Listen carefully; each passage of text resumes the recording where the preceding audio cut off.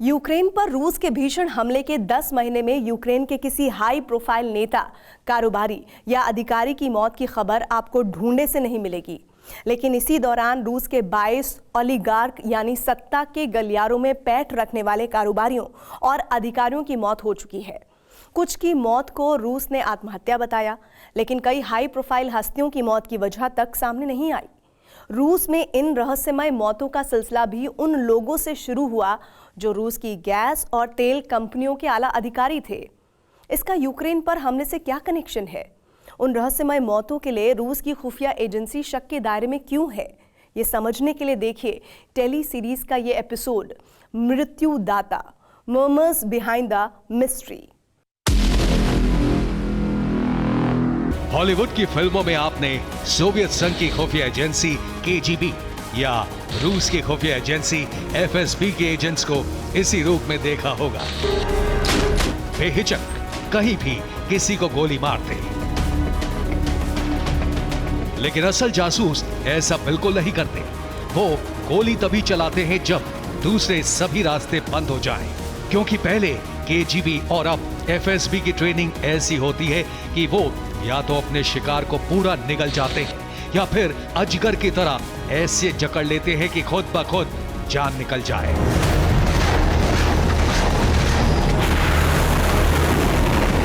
Ukraine पर रूस के हमलों के धमाकों से ज्यादा शोर अब इस बात पर मचा है कि इस युद्ध में रूस के उद्योगपतियों और बड़े कारोबारियों के सिर पर मौत इतनी शिद्दत से क्यों मंडरा रही है और अपने देश में हो रही हाई प्रोफाइल मौतों पर रूस ने चुप्पी क्यों साध रखी है।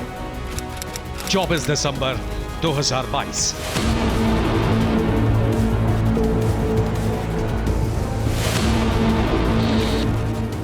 टैंक बनाने वाली दुनिया की सबसे बड़ी कंपनी के इंटरनेशनल सेल्स टीम को लीड करने वाले अलेक्सी मास्लोव क्रिसमस की पूर्व संध्या पर अचानक बीमार हो गए। बीमार होने से 2 दिन पहले राष्ट्रपति पुतिन के साथ उनकी मीटिंग होने वाली थी, जो बिना कारण बताए रद्द कर दी गई। अलेक्सी मास्लोव को अस्पताल में भर्ती कराया गया और फिर 4 दिन बाद उनकी मौत की खबर आई। अलेक्सी मास्लोव की मौत के पीछे कोई साजिश नजर नहीं आती, लेकिन उनका बैकग्राउंड शक पैदा करने के लिए काफी था। वो रूस की ग्राउंड फोर्स के कमांडर थे, जिनका मिलिट्री करियर सोवियत संघ के जमाने में यूक्रेन से ही शुरू हुआ था।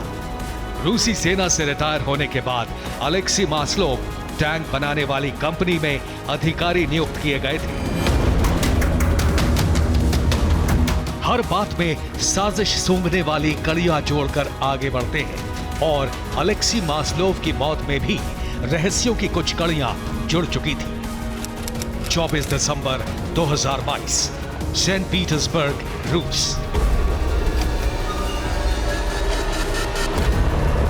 रूस में पनडुब्बी और युद्धपोत बनाने वाली सबसे बड़ी और सबसे पुरानी कंपनी एडमिरल्टी शिपयार्ड ने अपनी नई पनडुब्बी लॉन्च ही की थी कि कुछ घंटे बाद ही इस कंपनी के डायरेक्टर जनरल अलेक्जेंडर बुजाकोव के मरने की खबर आई।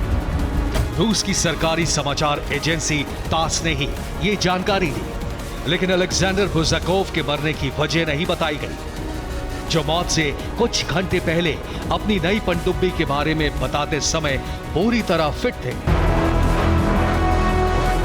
ये पहली बार नहीं था।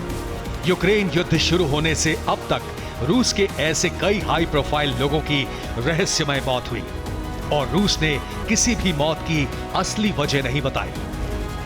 30 जनवरी से रूस में अचानक उद्योगपतियों की आत्महत्या का दौर शुरू हुआ। रूस की गैस और तेल कंपनियों के 9 आला अधिकारियों के शव रहस्यमय हालात में मिले। कोई फांसी पर लटका था, किसी को गोली लगी थी।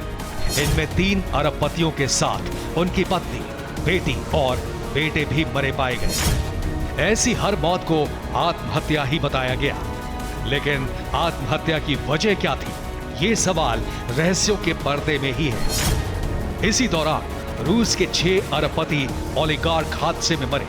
कोई बालकनी से गिर गया, किसी की नाव डूब गई और एक तो हेलीकॉप्टर क्रैश में मारा गया। सबसे अजीब हालात में रूस की तेल कंपनी लुकोइल के बोर्ड मेंबर अलेक्जेंडर सुबोतिन की जान गई। दावा किया गया कि किसी झाड़ फूंक वाले से इलाज कराते समय सुबोतिन ने मेढक के जहर यानी टोड पॉइजन से बनी दवा का इस्तेमाल किया था, जो जानलेवा साबित हुई।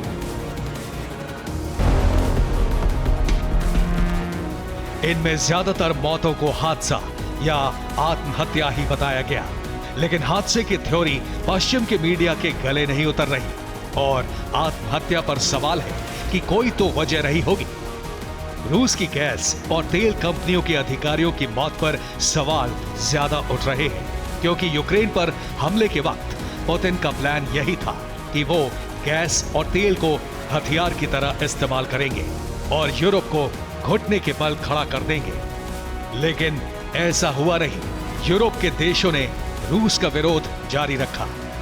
तो क्या पुतिन के गुस्से का दबाव रूस के गैस और तेल का बिजनेस करने वाले उद्योगपतियों पर भारी पड़ा?